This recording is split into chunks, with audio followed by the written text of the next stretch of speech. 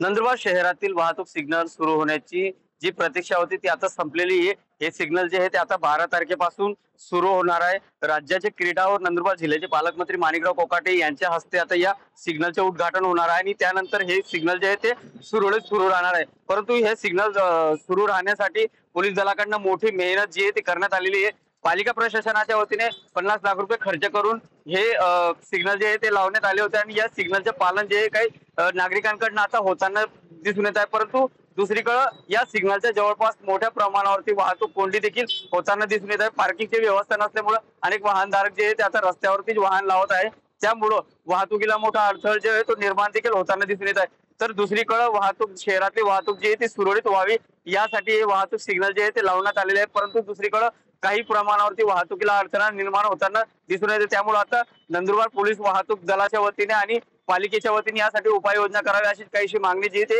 अनेक वाहनधारकांकडून केली जात आहे। नंदुरबार शहरातील नवापूर चौफुली, धुळे चौफुली, करण चौफुली आणि ही जी आहे ही सिविक पेट्रोल पंप चौफुली या चौफुलींवरती हे स्वयंचलित वाहतूक सिग्नल जे आहे ते लावण्यात आलेले आहे। हे वाहतूक सिग्नल जे आहेत आता 12 तारखेपासून जे ते आता सुरळीत सुरू होणार आहे, त्यामुळे नागरिकांकडून याचे पालन जे आहे ते केलं जात आहे। परंतु दुसरीकडे वाहतुकीची समस्या जी आहे ती काही प्रमाणावरती अजूनही होताना दिसून येत आहे, त्यामुळे पोलीस दलाकडून आता कडक ऍक्शन जे आहे ते घेतले जायला पाहिजे आणि यावरती कारवाई व्हायला पाहिजे अशीच काहीशी मागणी जी आहे ती अनेक प्रवाशांच्या वतीने करण्यात येत आहे।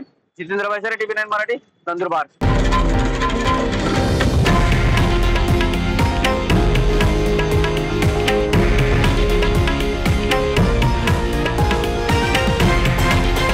हे आहे देशातील नंबर 1 न्यूज नेटवर्क आणि आपण पाहत आहात TV9 मराठी, एकमेव।